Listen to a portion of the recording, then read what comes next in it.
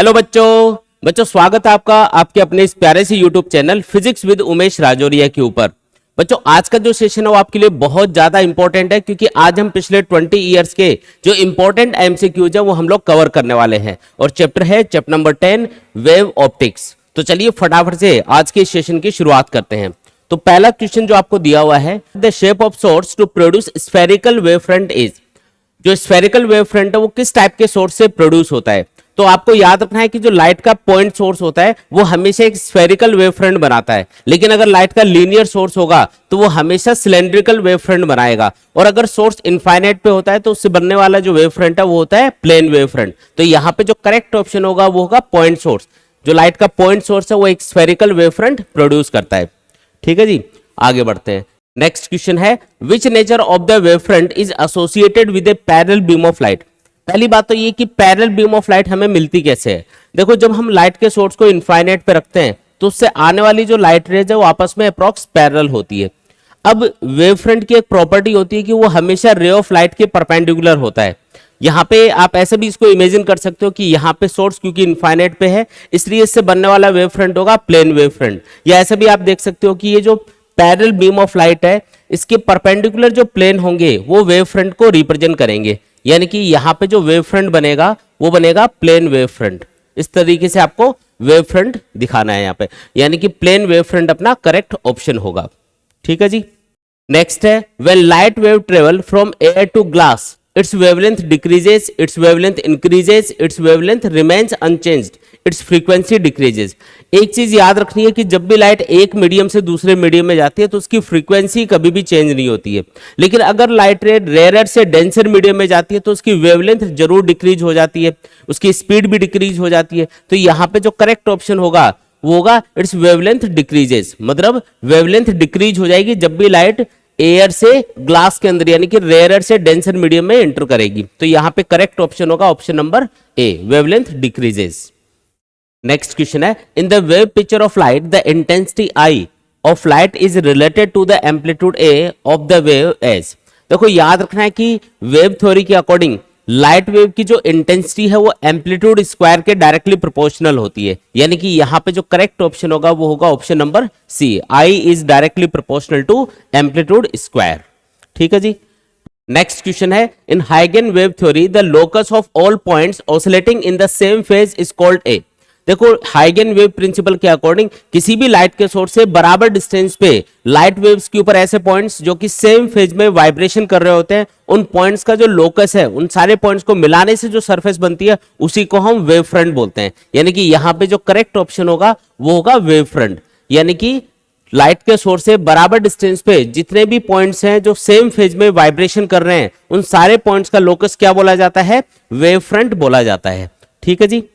Next question है, a plane wave front is incident on a concave mirror of radius of curvature R, the radius of reflected wave front will be. जो reflected wave front होगा उसकी radius क्या होगी। देखो जब आप किसी भी कॉनकेव मिरर के ऊपर किसी प्लेन वेव फ्रंट को इंसिडेंट करते हो, जैसे एक प्लेन वेव फ्रंट है इस तरीके से आगे बढ़ता बढ़ता इस कॉनकेव मिरर के ऊपर इंसिडेंट हो रहा है, तो यहां से एक converging spherical wave front reflect होकर वापस आएगा। इससे क्या बनेगा, एक कन्वर्जिंग स्फेरिकल वेव फ्रंट बनेगा और वो एक पॉइंट पे जाके कन्वर्ज होगा और वो पॉइंट होगा इस मिरर का फोकस। और फोकस और मिरर का जो पोल है आप जानते हो इनके बीच की दूरी जो होती है, ये वाली जो दूरी होती है इसको हम फोकल लेंथ बोलते हैं। अब ये जो स्फेरिकल वेव फ्रंट बनेगा, मतलब जो रिफ्लेक्टेड वेव फ्रंट है जो कि स्फेरिकल टाइप का होगा, इसकी रेडियस क्या होगी, इसकी रेडियस होगी फोकल लेंथ के बराबर। इसका मतलब इस स्फेरिकल वेव फ्रंट की रेडियस होगी फोकल लेंथ। जो स्फेरिकल वेव फ्रंट यहाँ पे रिफ्लेक्ट होकर आ रहा है उसकी रेडियस किसके बराबर होगी, स्मॉल आर लिख देते हैं इसको, ये होगी फोकल लेंथ के बराबर। अब आपको पता है कि कोई भी कॉनकेव मिरर हो उसके लिए जो फोकल लेंथ होती है वो उसकी रेडियस ऑफ कर्वेचर का हाफ होती है, यानी कि हमारा जो करेक्ट ऑप्शन होगा यहाँ पे वो होगा r/2, यानी कि जो सी वाला ऑप्शन है वो यहाँ पे करेक्ट होगा। जब भी प्लेन वेव फ्रंट किसी भी कॉनकेव मिरर के ऊपर इंसिडेंट होता है तो जो reflected converging spherical wave front है उसकी जो रेडियस होगी वो हमेशा किसके बराबर होगी, focal length of the mirror के बराबर होगी। ऐसा बोल सकते हो कि radius of curvature of the mirror का हाफ होगी, है ना। तो यहाँ पे जो सी वाला ऑप्शन है वो अपना करेक्ट आंसर होगा। नेक्स्ट क्वेश्चन है, हाइगन wave theory of light can not explain देखो हाइगन वेव थ्योरी किस चीज को एक्सप्लेन नहीं करती, तो वेव ऑप्टिक्स के अंदर हम स्पेशली तीन फिनोमेना स्टडी करते हैं, इंटरफेरेंस, डिफ्रैक्शन और पोलराइजेशन। लेकिन जो फोटो इलेक्ट्रिक इफेक्ट है, आप देख रहे हो कि यहाँ पे फोर्थ ऑप्शन दे रखा है फोटो इलेक्ट्रिक इफेक्ट। जो फोटो इलेक्ट्रिक इफेक्ट है इसको एक्सप्लेन करने के लिए हमें लाइट को एक पार्टिकल एज्यूम करना पड़ता है, फोटोन एज्यूम करना पड़ता है, और फोटोन थ्योरी यूज करके हम फोटो इलेक्ट्रिक इफेक्ट को एक्सप्लेन करते हैं। वेव थ्योरी इसको एक्सप्लेन करने में फेल हो जाती है, यानी कि यहाँ पे हाइगन wave theory photo electric effect को एक्सप्लेन नहीं कर पाएगी। तो यहाँ पे करेक्ट ऑप्शन होगा option number D. Next question है, in a Young's double slit experiment in air the fringe width is found to be 0.44 millimetre. जो फ्रिंज विड्थ है वो कितनी है, 0.44 मिलीमीटर के बराबर है। If the entire setup is merge in water of refractive index, water का refractive index आपको बता रखा है 4/3, then fringe width will be. एक चीज याद रखनी है कि जब भी हम किसी भी लाइट के सोर्स को किसी मीडियम के अंदर डिप करते हैं तो उस मीडियम का जितना रिफ्रैक्टिव इंडेक्स होता है उतने टाइम्स लाइट की वेवलेंथ डिक्रीज हो जाती है। यानी कि यहाँ पे देखो जो फ्रिंज विड्थ है उसका फॉर्मूला आपको पता होगा, D lambda upon small D. यहाँ पे कैपिटल डी का मतलब है स्लिट्स और स्क्रीन के बीच का डिस्टेंस, लैम्डा मतलब वेवलेंथ ऑफ लाइट, और स्मॉल डी का मतलब है डिस्टेंस बिटवीन द स्लिट्स। अब यहाँ पे देखो लैम्डा चेंज हो जाएगा, तो अब जो फ्रिंज विड्थ है वो हो जाएगी डी लैम्डा, अब लैम्डा की जगह आएगा लैम्डा अपॉन एन, एन मतलब refractive index of the medium. Lambda यहाँ पे चेंज हो गया, कितना चेंज होगा लैम्डा, तो लैम्डा डैश बोल देते हैं उसको, लैम्डा होगा लैम्डा अपॉन एन के बराबर, एन मतलब refractive index of the medium. यानी कि जितना मीडियम का रिफ्रैक्टिव इंडेक्स होगा उतने टाइम्स यहाँ पे फ्रिंज विड्थ डिक्रीज हो जाएगी। तो यानी जो बीटा डैश होगा वो क्या होगा, बीटा अपॉन एन के बराबर होगा, यानी कि 0.44 डिवाइडेड बाई 4/3। 3 ऊपर चला जाएगा, सॉल्व करेंगे तो यह आ जाएगा 3/4। पूरा सॉल्व करेंगे तो बीटा डैश अपने पास निकल के आएगा 0.33। ये अपना करेक्ट आंसर होगा। तो कौन सा ऑप्शन यहाँ पे करेक्ट है, सी वाला ऑप्शन यहाँ पे करेक्ट होगा। ठीक है, नेक्स्ट क्वेश्चन देखो। नेक्स्ट क्वेश्चन है, transverse nature is shown by, इनमें से कौन से वाली जो फिनोमेना है वो लाइट की ट्रांसवर्स नेचर को प्रूव करती है, इंटरफेरेंस, रिफ्लेक्शन, पोलराइजेशन, डिस्पर्शन। याद रखो लाइट का जो पोलराइजेशन है वो लाइट की ट्रांसवर्स नेचर को रिप्रेजेंट करता है, क्योंकि जो पोलराइजेशन वाली फिनोमेना है वो सिर्फ ट्रांसवर्स वेव के साथ हो सकती है, लॉन्गिट्यूडनल वेव्स के साथ में नहीं होती। इसका मतलब लाइट क्या है, ट्रांसवर्स वेव है। उसको प्रूव कैसे किया गया, लाइट के पोलराइजेशन वाली फिनोमेना से। तो लाइट का जो पोलराइजेशन है वो लाइट की ट्रांसवर्स नेचर को यहां पे प्रूव करेगा। ठीक है, नेक्स्ट क्वेश्चन है, the interference occurs in which of the following waves. जो लाइट का इंटरफेरेंस है वो इनमें से कौन से टाइप की वेव्स के साथ में हो सकता है। देखो इंटरफेरेंस चाहे लॉन्गिट्यूडनल वेव्स हो चाहे ट्रांसवर्स वेव हो, सबका हो सकता है। इसके अलावा जो इलेक्ट्रोमैग्नेटिक वेव्स होती हैं वो भी ट्रांसवर्स नेचर की वेव होती है, इनका भी इंटरफेरेंस होता है। यानी कि interference of light transverse wave हो चाहे लॉन्गिट्यूडनल हो चाहे इलेक्ट्रोमैग्नेटिक वेव्स हो, सभी टाइप की वेव्स का हो सकता है। यानी कि यहाँ पे करेक्ट ऑप्शन क्या होगा, ऑल ऑफ दिस, है ना। जो ट्रांसवर्स, लॉन्गिट्यूडनल और जो इलेक्ट्रोमैग्नेटिक वेव्स है सभी टाइप की वेव्स का इंटरफेरेंस हो सकता है। नेक्स्ट क्वेश्चन है, in the Young's double slit experiment the central bright fringe can be identified. जो सेंट्रल ब्राइट फ्रिंज है उसको आप किस तरीके से आइडेंटिफाई करोगे। एक सिंपल सा आप चीज याद रखो, इंटरफेरेंस के अंदर जितनी भी फ्रिंजेस हैं वो इक्वली ब्राइट होती है और इक्वल विड्थ की बनती है। तो हम कैसे पता लगा पाते हैं कि उसमें से सेंट्रल ब्राइट फ्रिंज कौन सी है। तो इसका एक सिंपल तरीका है, आप उसके ऊपर स्लिट्स के ऊपर व्हाइट लाइट इंसिडेंट करो। व्हाइट लाइट से क्या होगा, जो व्हाइट लाइट आपको पता है उसमें 7 कलर की लाइट मिक्स होती है। अब स्क्रीन का जो सेंटर है वहां पे आपको एक ब्राइट फ्रिंज दिखाई देगी जो कि व्हाइट कलर की होगी। अगर आप व्हाइट लाइट यूज करते हो तो स्क्रीन के सेंटर पे सारे के सारे जो कलर्स होते हैं व्हाइट लाइट में उन सब की सेंट्रल ब्राइट फ्रिंज स्क्रीन के सेंटर के ऊपर बन रही होगी और सारे के सारे कलर मिक्स होकर वापस से व्हाइट कलर बना लेंगे, इसलिए आपको स्क्रीन के सेंटर पे आपको व्हाइट कलर की ब्राइट फ्रिंज दिखाई देगी। इसके अलावा जितने भी अलग अलग कलर हैं उनकी फ्रिंजेस स्क्रीन के सेंटर से दूर दूर बनती हैं और अलग अलग विड्थ की बनती है, अलग अलग पोजीशन पे बनती है, तो आपको एक कलरफुल सा पैटर्न आपको स्क्रीन के ऊपर दिखाई देता है। लेकिन जो व्हाइट कलर की ब्राइट फ्रिंज है वो हमेशा स्क्रीन के सेंटर पे बनेगी, क्योंकि वो हर एक कलर के लिए सेंट्रल मैक्सिमा होता है या सेंट्रल ब्राइट फ्रिंज होती है और सारे कलर मिक्स होकर सेंटर के ऊपर वापस से व्हाइट कलर बना लेंगे, इसलिए आपको स्क्रीन का सेंटर व्हाइट दिखाई देता है। तो आप उससे पता लगा सकते हो कि स्क्रीन का सेंटर कहाँ पे है, या फिर अगर हम मोनोक्रोमेटिक लाइट यूज करेंगे बाद में तो वो जो सेंट्रल ब्राइट फ्रिंज है वो हमें किस पोजीशन पे मिलेगी। तो इस तरीके से पता लगाया जाता है। तो यहाँ पे देखो ये जो सी वाला ऑप्शन है, by using white light instead of monochromatic light, हम स्क्रीन के सेंटर का या सेंट्रल ब्राइट फ्रिंज का पता लगा सकते हैं। तो यहां पे करेक्ट ऑप्शन होगा ऑप्शन नंबर सी। ठीक है, नेक्स्ट क्वेश्चन है the inverse square law of intensity यानी कि इल्यूमिनेंस इज वैलिड फॉर। जो इनवर्स स्क्वायर लॉ है यानी कि लाइट के सोर्स की जो इंटेंसिटी है वो डिस्टेंस के स्क्वायर के इनवर्सली प्रोपोर्शनल होती है, इसको हम इनवर्स स्क्वायर लॉ बोलते हैं। तो ये सिर्फ लाइट के पॉइंट सोर्स के लिए वैलिड होता है। याद रखो, अगर लाइट का पॉइंट सोर्स होगा तो इंटेंसिटी डिस्टेंस के स्क्वायर के इनवर्सली प्रोपोर्शनल होगी। अगर लाइट का लीनियर सोर्स होगा तो इंटेंसिटी डिस्टेंस के इनवर्सली प्रोपोर्शनल होगी। और अगर लाइट का सोर्स इनफाइनाइट पे है, या ऐसा बोल दो कि अगर लाइट का सोर्स इनफाइनाइट पे है और उससे बनने वाला वेवफ्रंट कैसा है, प्लेन वेवफ्रंट, तो उस कंडीशन में जो इंटेंसिटी है वो डिस्टेंस के ऊपर डिपेंड ही नहीं करेगी, इंटेंसिटी रहेगी कांस्टेंट। ठीक है, तो ये चीज याद रखनी है। तो यहां पे आपको बोला कि इनवर्स स्क्वायर लॉ किसके लिए फॉलो होता है, तो लाइट के पॉइंट सोर्स के लिए फॉलो होता है जो कि स्फेरिकल वेवफ्रंट को एमिट करता है, यानी कि सी वाला ऑप्शन यहां पे करेक्ट होगा। लाइट का जो पॉइंट सोर्स है उससे बनने वाला वेवफ्रंट कैसा होगा, स्फेरिकल। अगर लीनियर सोर्स होगा तो उससे बनने वाला वेवफ्रंट होगा सिलेंड्रिकल। और अगर लाइट का सोर्स इनफाइनाइट पे है तो उससे बनने वाला वेवफ्रंट कैसा होगा, प्लेन वेवफ्रंट होगा। ठीक है, तो यहां पे करेक्ट ऑप्शन होगा स्फेरिकल वेवफ्रंट। नेक्स्ट क्वेश्चन है in Young's double slit experiment if one slit is covered with red filter and the other slit is covered with green filter then there interference pattern will be. तो उनका जो interference pattern है वो किस type का बनेगा वो आपको पूछा जा रहा है। देखो, इंटरफेरेंस के अंदर हम दो स्लिट यूज करते हैं। इसने बोला कि एक स्लिट के सामने हमने क्या लगा दिया, यहाँ पे रेड फिल्टर लगा दिया, जिसका मतलब है कि अगर हम इधर व्हाइट लाइट का सोर्स यूज करते हैं तो उसे सिर्फ रेड कलर की लाइट इसमें से पास हो पाएगी, और दूसरा जो स्लिट है उसके सामने हमने ग्रीन कलर का फिल्टर लगा दिया है ना, तो इससे ग्रीन कलर की लाइट बाहर निकलेगी। अब स्क्रीन के ऊपर आपको किस टाइप का पैटर्न दिखाई देगा ये आपको पूछा जा रहा है। देखो, एक चीज याद रखो, अगर एक स्लिट के सामने आपने रेड फिल्टर लगा दिया यानी कि इससे रेड कलर की लाइट आएगी, और यहाँ पे आपने ग्रीन फिल्टर लगा दिया मतलब इससे ग्रीन कलर की लाइट आएगी। ये जो लाइट यहाँ पे आ रही है ये अलग अलग फ्रीक्वेंसी की होगी, यानी कि अलग अलग वेवलेंथ की होगी, और अलग अलग वेवलेंथ या अलग अलग फ्रीक्वेंसी की जो लाइट होती है वो इंटरफेरेंस पैटर्न क्रिएट ही नहीं कर पाती। इंटरफेरेंस के लिए पहली कंडीशन यही है कि जो लाइट के दो सोर्स हैं वो कोहेरेंट सोर्स होने चाहिए। कोहेरेंट सोर्स का मतलब है उनसे आने वाली लाइट वेव्स की फ्रीक्वेंसी वेवलेंथ बिल्कुल सेम होनी चाहिए, और उनके बीच में जो फेज डिफरेंस है या पाथ डिफरेंस है उन दोनों सोर्स से आने वाली लाइट वेव्स के बीच में वो कांस्टेंट होना चाहिए।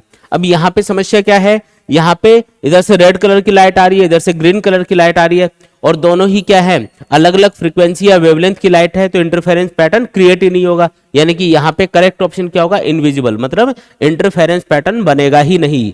ठीक है, नेक्स्ट क्वेश्चन है in Young's double slit experiment interference was observed when air was present in the interference chamber. If the chamber is evacuated and the same light is used, then we will see। तो हमें किस type का pattern दिखाई देगा। देखो, आप एक चीज याद रखो कि जब भी लाइट एक मीडियम से दूसरे मीडियम में जाती है तो उसकी वेवलेंथ चेंज होती है। कितनी चेंज होती है, तो इसका फॉर्मूला होता है lambda dash equal to lambda upon mu. अगर लाइट वैक्यूम के अंदर है, वैक्यूम से पास हो रही है, तो उसकी वेवलेंथ मान लो लैम्डा है, और अगर लाइट किसी म्यू रिफ्रैक्टिव इंडेक्स के मीडियम में जा रही है, वैक्यूम से किसी म्यू रिफ्रैक्टिव इंडेक्स के मीडियम में जा रही है, तो उसकी वेवलेंथ म्यू टाइम्स डिक्रीज हो जाएगी यहाँ पे। ठीक है, अब एयर का जो रिफ्रैक्टिव इंडेक्स है वो वैक्यूम से तो ज्यादा ही होगा, क्योंकि एयर मतलब एक मीडियम हो गया, चाहे वो लगभग वैक्यूम के बराबरी हो रिफ्रैक्टिव इंडेक्स लगभग, लेकिन थोड़ा सा वैक्यूम से ज्यादा होगा रिफ्रैक्टिव इंडेक्स, यानी कि mu for air is greater than mu for vacuum. ठीक है, आपको ये चीज याद रखनी है। मतलब यहाँ पे पहले हम इंटरफेरेंस पैटर्न को ऑब्जर्व कर रहे हैं एयर के अंदर, है ना, और उसके बाद में हमने वैक्यूम के अंदर मतलब वैक्यूम क्रिएट कर दिया, और वैक्यूम के अंदर हम इंटरफेरेंस पैटर्न को ऑब्जर्व कर रहे हैं, यानी कि आपने रिफ्रैक्टिव इंडेक्स को डिक्रीज कर दिया, क्योंकि वैक्यूम का रिफ्रैक्टिव इंडेक्स एयर से कम होगा। अगर रिफ्रैक्टिव इंडेक्स डिक्रीज हो गया इसका मतलब वेवलेंथ क्या हो जाएगी, इंक्रीज हो जाएगी। म्यू अगर आपने डिक्रीज कर दिया, पहले आप ज्यादा रिफ्रैक्टिव इंडेक्स के मीडियम में आप इंटरफेरेंस पैटर्न ऑब्जर्व कर रहे थे तो लाइट की वेवलेंथ क्या थी, कम थी, लेकिन अब आपने म्यू को कम कर दिया, वैक्यूम क्रिएट कर दिया, तो इसका मतलब म्यू कम होने से लैम्डा इंक्रीज होगा। अब उससे फ्रिंज विड्थ पे क्या फर्क पड़ेगा, तो फ्रिंज विड्थ का फॉर्मूला होता है D lambda upon small D, है ना। अगर लैम्डा इंक्रीज हो रहा है यहाँ पे, देखो यहाँ पे हुआ क्या, आपने एयर को हटा के वैक्यूम क्रिएट किया जिससे म्यू डिक्रीज हो गया। म्यू डिक्रीज होने से क्या हुआ, लैम्डा इंक्रीज हो गया। लैम्डा अगर इंक्रीज होगा तो फ्रिंज विड्थ भी क्या होगी, इंक्रीज हो जाएगी। यानी कि यहाँ पे करेक्ट ऑप्शन होगा डी, यानी कि interference with increased fringe width, मतलब इंटरफेरेंस आपको दिखेगा लेकिन उसकी फ्रिंज विड्थ क्या होगी, थोड़ी सी इंक्रीज हो जाती है। तो यहाँ पे डी वाला ऑप्शन यहाँ पे करेक्ट माना जाएगा। ठीक है, नेक्स्ट क्वेश्चन है, if light wave emitted by two coherent sources have wavelength lambda 1 and lambda 2, then देखो अगर दो कोहेरेंट सोर्सेज हैं तो उनकी कंडीशन ही यही होती है कि उनसे आने वाली लाइट वेव्स की वेवलेंथ और फ्रीक्वेंसी एग्जैक्टली सेम होनी चाहिए। यानी कि अगर लाइट दो कोहेरेंट सोर्सेज से आ रही है तो लैम्डा 1 और लैम्डा 2 क्या होना चाहिए, इक्वल होना चाहिए। यानी कि यहाँ पे जो पहला ऑप्शन है वो करेक्ट होगा। नेक्स्ट क्वेश्चन है, the slit in Young's experiment have width in the ratio 1:16, the ratio maxima and minima in interference pattern is. तो मैक्सिमा और मिनिमा की इंटेंसिटी आपको पूछी जा रही है, उनका रेशो पूछा जा रहा है। तो इंटरफेरेंस के अंदर मैक्सिमम और मिनिमम इंटेंसिटी इनका रेशो होता है √I1 plus √I2 divided by √I1 minus √I2 का होल स्क्वायर। ये मैक्सिमम और मिनिमम इंटेंसिटी का रेशो का फॉर्मूला होता है। अब आपको I1 I2 कहां से लाना है, देखो इसने एक हिंट दिया है, इसने बोला कि जो स्लिट्स है उनकी विड्थ का रेशो क्या है, 1:16 है। आपको याद रखना है कि इंटरफेरेंस के अंदर जो हम स्लिट्स यूज करते हैं S1 और S2, उनकी जो विड्थ का रेशो होता है वही उनसे एमिट होने वाली लाइट की इंटेंसिटी का रेशो होता है। यानी कि I1 अपॉन I2 बराबर होगा 1/16। ठीक है, तो यानी कि यहाँ पे आपको बस I1 और I2 की वैल्यू पुट करनी है, क्योंकि रेशो में हम इस फॉर्मूले को कैलकुलेट कर रहे हैं, ये वैल्यू कैलकुलेट कर रहे हैं। तो आप एक सिंपल सा काम कर सकते हो, I1 की वैल्यू 1 और I2 की वैल्यू 16 यहाँ पे पुट कर दो। जैसे आप लिखोगे, इसको लिखोगे अंडर I1 को क्या लिखना है, 1 लिखना है, और I2 को क्या लिखना है, 16 लिखना है। ऐसे नीचे भी √1 माइनस √16 और फिर होल स्क्वायर। देखो यहाँ पे क्या आएगा, ये 1 प्लस 4 और नीचे आएगा 1 माइनस 4 यानी कि माइनस का 3, तो ऊपर आया 5 नीचे आया -3, स्क्वायर करेंगे तो क्या आएगा, स्क्वायर करेंगे तो आएगा 25/9। यानी कि I मैक्स और I मिनिमम, जो मैक्सिमम और मिनिमम इंटेंसिटी का रेशियो है वो कितना होगा, 25/9 के बराबर होगा। ठीक है, तो डी वाला ऑप्शन यहाँ पे करेक्ट होगा। आगे बढ़ते हैं, नेक्स्ट क्वेश्चन है, laser light is considered to be coherent as it consist of. देखो जो लेजर लाइट है उसको हम कोहेरेंट सोर्स ऑफ लाइट बोल सकते हैं। क्यों बोल सकते हैं, क्योंकि इसमें देखो जो डी वाला ऑप्शन है वो देखो coordinated waves of same wavelength, यानी कि इससे जो लाइट एमिट होती है, जो लाइट वेव्स एमिट होती है उनकी वेवलेंथ सेम होती है। जितनी भी लाइट वेव्स इससे एमिट होंगी सबकी वेवलेंथ सेम होगी और सारी की सारी कोऑर्डिनेटेड होती है। कोऑर्डिनेटेड मतलब एक ही डायरेक्शन में एक ही लाइन के ऊपर वो ट्रेवल कर रही होती है। यानी कि यहाँ पे डी वाला ऑप्शन अपना करेक्ट होगा। ठीक है बच्चों, बहुत सारे बच्चे ये कमेंट करते हैं कि सर हमें नोट्स कहाँ से मिलेंगे। तो बच्चों नोट्स आपको मिलेंगे हमारी ऐप के ऊपर जिसका नाम है physics with Umesh Rajoria. App के ऊपर आपको फिजिक्स के अलावा केमिस्ट्री और बायोलॉजी के हैंड रिटन नोट्स भी मिल जाएंगे। इसके अलावा आपको इंपॉर्टेंट पीवाईक्यूज मिल जाएंगे जो हम इस सीरीज में कवर कर रहे हैं, जिससे आप ये पता लगा पाओगे कि कौन कौन से क्वेश्चंस एग्जाम के पॉइंट ऑफ व्यू से बहुत ज्यादा इंपॉर्टेंट है। इसके अलावा आपको चैप्टर वाइज टेस्ट पेपर मिल जाएंगे जिससे आप हर एक चैप्टर की अपनी प्रिपरेशन को प्रॉपर तरीके से चेक कर सकते हो। आपको माइंड मैप और फॉर्मूला बुकलेट्स मिलेंगी जिससे आप फिजिक्स, केमिस्ट्री और बायोलॉजी को बहुत कम टाइम में प्रॉपर तरीके से रिवाइज कर सकते हो। आपको एनसीईआरटी सॉल्यूशंस भी मिल जाएंगे जिससे आप एनसीईआरटी के अंदर हर चैप्टर के अंदर जितने भी पीछे जो इंपॉर्टेंट क्वेश्चंस दे रखे होते हैं उनको भी आप सॉल्व कर सकते हो। आपको हमारी जो ऐप है वो गूगल प्ले स्टोर पे मिल जाएगी, आप वहां से भी इसको डाउनलोड कर सकते हैं, या इस वीडियो के डिस्क्रिप्शन में आपको हमारी ऐप का लिंक मिल जाएगा, वहां से भी ऐप को डाउनलोड कर सकते हो। नेक्स्ट क्वेश्चन है, interference take place due to change in, मतलब इंटरफेरेंस के पीछे क्या रीजन होता है। लाइट का इंटरफेरेंस इसलिए होता है क्योंकि दो लाइट वेव्स डिफरेंट फेज के साथ में आपस में सुपरइम्पोज होती है, और कहीं पे अगर कंस्ट्रक्टिव सुपरपोजिशन हो रहा है तो वहां पे हमको ज्यादा इंटेंसिटी देखने को मिलती है, और कहीं पे अगर डिस्ट्रक्टिव सुपरपोजिशन हो रहा होता है तो वहां पे आपको मिनिमम इंटेंसिटी देखने को मिलती है। तो ये जो एक तरह से इंटरफेरेंस पैटर्न क्रिएट होता है इसके पीछे रीजन क्या होता है, फेज डिफरेंस होता है। यानी कि डी वाला ऑप्शन यहाँ पे करेक्ट होगा, फेज डिफरेंस की वजह से इंटरफेरेंस पैटर्न क्रिएट होगा। ठीक है जी, आगे बढ़ते हैं। नेक्स्ट क्वेश्चन है, the displacement of interfering light waves are y1 equal to 4 sine omega T and y2 equal to 3 sine omega T plus pi by 2। तो पहले तो ये देख के बताओ कि दोनों लाइट वेव्स के बीच में फेज डिफरेंस कितना है। तो फेज यहां पे लिखा हुआ है, देखो साइन फंक्शन के इधर राइट साइड में जो लिखा होता है वही फेज होता है। तो पहली वाली वेव का फेज ओमेगा टी, दूसरे का है omega T plus pi by 2, यानी कि फेज डिफरेंस कितना हो गया, पाई बाय 2 का डिफरेंस हो गया दोनों में। ठीक है, अच्छा एम्पलीट्यूड कितना है दोनों लाइट वेव्स का, तो पहली जो लाइट वेव है उसका एम्पलीट्यूड है 4 और दूसरी लाइट वेव का एम्पलीट्यूड है 3। साइन फंक्शन के लेफ्ट में जो लिखा होता है वो होता है एम्पलीट्यूड। पूछा the amplitude of the resulting wave is, तो जो रिजल्टेंट वेव है उसका एम्पलीट्यूड कितना होगा, तो इसका फॉर्मूला होता है under root of a1 square plus a2 square plus 2a1 a2 cos phi.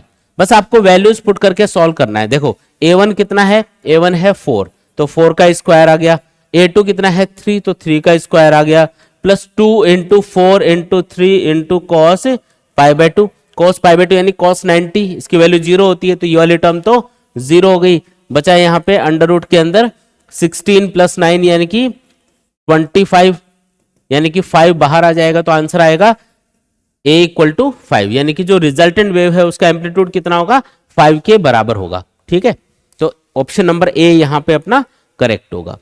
Next question है what happens if the monochromatic light used in a Young's double slit experiment is replaced by white light.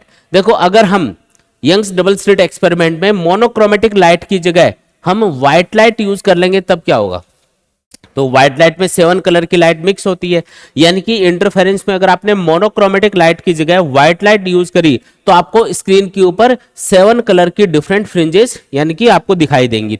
और centre कैसा रहेगा, तो centre हमेशा white होगा, क्योंकि हर एक colour की जो सेंट्रल ब्राइट फ्रिंज है वो हमेशा स्क्रीन के सेंटर पे बनेगी और सेंटर के ऊपर सारे के सारे कलर मिक्स होने से वापस से कौन सा कलर बन जाएगा, व्हाइट कलर बन जाएगा, यानी कि सेंटर आपको व्हाइट दिखेगा, बाकी स्क्रीन आपको कलरफुल दिखाई देगा। तो कौन सा ऑप्शन यहाँ पे करेक्ट होगा, only central fringe is white and all other fringes are coloured, यानी कि डी वाला ऑप्शन यहां पे करेक्ट होगा अपना।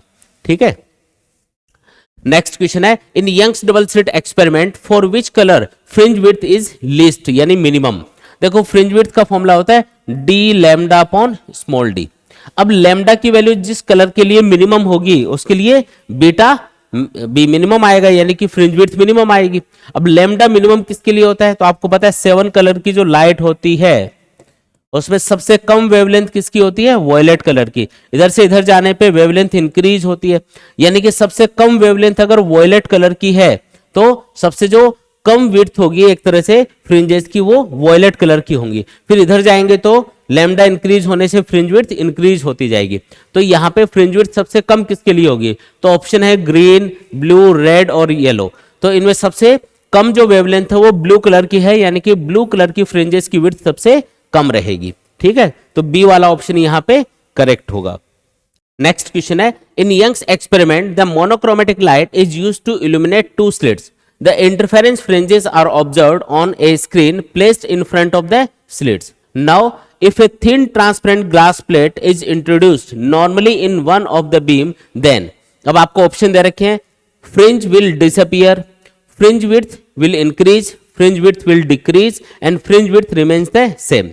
देखो जब भी आप इंटरफेरेंस के अंदर जो 2 स्लिट्स होते हैं उनमें से किसी एक स्लिट के सामने ट्रांसपेरेंट शीट रख देते हो तो उससे पूरा का पूरा पैटर्न शिफ्ट हो जाता है। कौन सी साइड में शिफ्ट होगा, जिस साइड में आप जो ट्रांसपेरेंट शीट है वो रखोगे उस साइड में थोड़ा सा शिफ्ट हो जाता है, लेकिन फ्रिंजेस की विड्थ के ऊपर कोई भी फर्क नहीं पड़ता। यानी कि यहां पे जो करेक्ट ऑप्शन होगा वो होगा डी, यानी कि fringe width will remain the same. Fringe width पे कोई भी फर्क नहीं पड़ेगा, फ्रिंज विड्थ उतनी की उतनी रहेगी, बस पूरा का पूरा पैटर्न थोड़ा सा ऊपर की तरफ शिफ्ट हो जाएगा स्क्रीन के ऊपर।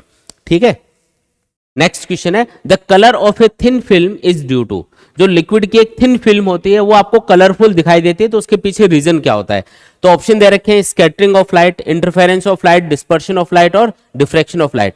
तो ये जो थिन फिल्म होती है या फिर जो सॉफ्ट बबल होता है उसको भी आपने देखा होगा, जब उस पर सनलाइट गिरती है तो वो आपको कलरफुल टाइप का सा दिखाई देता है। तो इन सब के पीछे रीजन होता है इंटरफेरेंस ऑफ लाइट, यानी कि यहाँ पे जो करेक्ट ऑप्शन होगा वो होगा ऑप्शन नंबर बी। ठीक है, नेक्स्ट क्वेश्चन है in Young's double slit experiment if separation between the slit is half and the distance between the slits and screen is doubled then fringe width will। देखो fringe width का formula क्या होता है, beta equal to D lambda upon small d. Capital D का मतलब है distance between slit and screen, और जो स्मॉल डी है उसका मतलब है डिस्टेंस बिटवीन द स्लिट्स। अब यहां पे बोला गया है separation between the slit is half, यानी कि हमने d को d/2 कर दिया, and the distance between the slit and the screen is doubled, और कैपिटल D को हमने डबल कर दिया, यानी कि बीटा डैश कितना हो जाएगा, कैपिटल D को हमने 2d कर दिया, वेवलेंथ वही रखी है लाइट की, और d को हमने d/2 कर दिया, तो ये 2 ऊपर जाएगा, यानी कि 4d lambda upon small d आ जाएगा। यानी कि जो फ्रिंज विड्थ है वो पहले से क्या हो जाएगी, 4 गुना हो जाएगी। पहले अगर इतनी है तो बाद में इससे 4 टाइम्स हो रही है, यानी कि जो करेक्ट ऑप्शन होगा वो होगा बी 4 टाइम्स, यानी कि सी वाला ऑप्शन यहां पे करेक्ट होगा। ठीक है, नेक्स्ट क्वेश्चन है two waves whose intensities are in the ratio 9:1 produces interference. मतलब इंटेंसिटी का रेशियो आपको क्या दिया हुआ है, I1 अपॉन I2 दे रखा है 9:1। Then the ratio of maximum and minimum intensity will be. तो मैक्सिमम और मिनिमम इंटेंसिटी का रेशियो पूछा जा रहा है, बिल्कुल आसान है। मैक्सिमम और मिनिमम इंटेंसिटी इनका जो रेशियो होता है उसका फॉर्मूला होता है √I1 plus √I2 divided by √I1 minus √I2 whole square. बस आपको ये वैल्यू पुट करके सॉल्व करना है। I1 की जगह 9 पुट कर दो, I2 की जगह 1 पुट कर दो, सिंपल आपको काम करना है। तो उससे अपने पास, क्योंकि ये रेशियो में फॉर्मूला है, तो आप डायरेक्टली अगर ये वैल्यूज भी लिख दोगे, I1 की वैल्यू 9 और I2 को 1, तो उससे भी आंसर आ जाएगा। यानी कि आप लिखोगे √9 plus √1 divided by √9 minus √1 whole square. ऊपर आएगा 3 + 1 यानी कि 4, नीचे आया 3 - 1 यानी कि 2, 4/2 यानी ये बना 2, और फिर 2 का स्क्वायर करोगे तो 4, तो 4:1 अपना आंसर होगा। जो मैक्सिमम और मिनिमम इंटेंसिटी है उनका रेशियो कितना है, 4:1 के बराबर, यानी कि सी वाला ऑप्शन यहां पे करेक्ट होगा। ठीक है, नेक्स्ट क्वेश्चन है in a Young's double slit experiment the fringe width is found to be beta if the entire apparatus is immersed in a liquid of refractive index mu then new fringe width will be. अगर हम interference apparatus को पूरा का पूरा किसी liquid में dip कर देते हैं तो उससे फ्रिंज विड्थ पे क्या फर्क पड़ेगा, तो फ्रिंज विड्थ म्यू टाइम्स कम हो जाएगी। याद रखना है, अगर आप इंटरफेरेंस एपरेटस को किसी लिक्विड में डिप कर देते हो तो जितना उस मीडियम का रिफ्रैक्टिव इंडेक्स होगा उतने टाइम्स लाइट की वेवलेंथ डिक्रीज हो जाएगी, जिसकी वजह से फ्रिंज विड्थ भी म्यू टाइम्स डिक्रीज हो जाएगी, यानी कि सी वाला ऑप्शन यहां पे करेक्ट होगा। नेक्स्ट क्वेश्चन है the maximum number of possible interference maxima for slit separation equal to twice the wavelength in Young's double slit experiment is. ये बोल रहा है कि मैक्सिमम नंबर ऑफ मैक्सिमा कितने मिल सकते हैं अगर जो स्लिट के बीच में जो डिस्टेंस है यानी कि स्मॉल डी की वैल्यू है अगर वो 2 लैम्डा के बराबर हो, डबल ऑफ द वेवलेंथ के बराबर हो, ट्वाइस द वेवलेंथ के बराबर हो, तो हमें कितने मैक्सिमा देखने को मिलेंगे। तो आपको पता है कि मैक्सिमा के लिए कंडीशन ये होती है इंटरफेरेंस के अंदर कि जो d sin थीटा है यानी कि जो पाथ डिफरेंस है वो n लैम्डा होना चाहिए। इंटरफेरेंस के लिए कंडीशन होती है कि जो पाथ डिफरेंस अगर वो n लैम्डा के बराबर होता है तो आपको मैक्सिमा मिलता है। ठीक है जी, d की वैल्यू यहाँ पे 2 लैम्डा दे रखी है तो 2 lambda sin theta equal to n lambda होना चाहिए। लैम्डा से लैम्डा कैंसिल हो जाएगा तो sin थीटा क्या आ गया यहाँ पे n/2 आ गया। अब n की वैल्यू हमेशा इंटीजर वैल्यूज होती है, जैसे 0 1 2 3 इस तरीके से आप पुट कर सकते हो। n की वैल्यू यहाँ पे क्या क्या पुट की जा सकती है, जैसे मैंने n इक्वल टू 0 पुट किया तो n इक्वल टू 0 पुट करेंगे तो क्या आएगा, साइन थीटा इक्वल टू 0, है ना, पॉसिबल है ऐसा, कोई दिक्कत नहीं है इसमें। n इक्वल टू 1 पुट कर सकते हैं, यहाँ पे 1 पुट करेंगे तो साइन थीटा इक्वल टू 1/2 आएगा, ये भी पॉसिबल है, साइन थीटा की वैल्यू 1/2 होती है। n इक्वल टू 2 पुट कर सकते हैं क्या, हाँ जी पुट कर सकते हैं, 2/2 क्या होगा 1 बनेगा, साइन थीटा की वैल्यू 1 हो सकती है ना 90 डिग्री पे। लेकिन अगर मैं n इक्वल टू 3 पुट करूंगा तो क्या ये वैल्यू पॉसिबल है, अगर मैं n की वैल्यू 3 पुट करूंगा तो तब तो ये 3/2 बनेगा। क्या साइन थीटा की वैल्यू 3/2 यानी कि 1 से ज्यादा हो सकती है कभी, नहीं जी, यानी कि ये वैल्यू गलत हो गई अपनी। ये 3 वैल्यू यहाँ पे हम पुट कर सकते हैं, यानी कि हमें 0 नंबर की फ्रिंज मिल सकती है, 0 नंबर की ब्राइट फ्रिंज या 0 नंबर का मैक्सिमा, फिर 1 नंबर की ब्राइट फ्रिंज मिल सकती है और 2 नंबर की ब्राइट फ्रिंज मिल सकती है। अब स्क्रीन के ऊपर आपको पता है कि सेंटर पे यहाँ पे 0 नंबर की ब्राइट फ्रिंज बनती है, फिर यहाँ पे फर्स्ट नंबर की ब्राइट फ्रिंज, फिर सेकंड नंबर की ब्राइट फ्रिंज, ऐसे नीचे भी पैटर्न बनता है, फर्स्ट नंबर की ब्राइट फ्रिंज, फिर सेकंड नंबर की ब्राइट फ्रिंज और बीच बीच में डार्क फ्रिंज भी आती है। तो कितनी आपको ब्राइट फ्रिंजेस मिल सकती है यहाँ पे। तो 2 नंबर तक आपको n की वैल्यू आप 2 तक पुट कर सकते हो इस फॉर्मूले के अंदर, यानी कि आपको 1 2 3 4 5 यानी कि 5 आपको ब्राइट फ्रिंज आपको स्क्रीन के ऊपर दिखाई दे जाएंगी। यानी कि यहाँ पे जो करेक्ट ऑप्शन होगा वो होगा ऑप्शन नंबर सी, मतलब 5 ब्राइट फ्रिंजेस आपको स्क्रीन के ऊपर दिखाई दे सकती हैं अगर जो स्मॉल d की वैल्यू है वो ट्वाइस है लैम्डा के, है ना। तो इस कंडीशन में हमें 5 ब्राइट फ्रिंज दिखाई देंगी, ठीक है। नेक्स्ट क्वेश्चन है the bending of beam of light around the corners of N obstacle is called. किसी भी ऑब्स्टेकल के किनारों से लाइट वेव का टकरा के बेंड होना, इस फिनोमेना का नाम होता है डिफ्रैक्शन ऑफ लाइट। यानी कि यहां पे करेक्ट ऑप्शन क्या होगा, option number C, diffraction of light इसको बोला जाता है। नेक्स्ट क्वेश्चन है the phenomena of diffraction can be treated as the phenomena of interference if the number of coherent sources are. जो डिफ्रैक्शन है उसको हम इंटरफेरेंस ही कंसिडर कर सकते हैं, बस उसमें कोहेरेंट सोर्सेस कितने होते हैं ये आपको पूछा जा रहा है।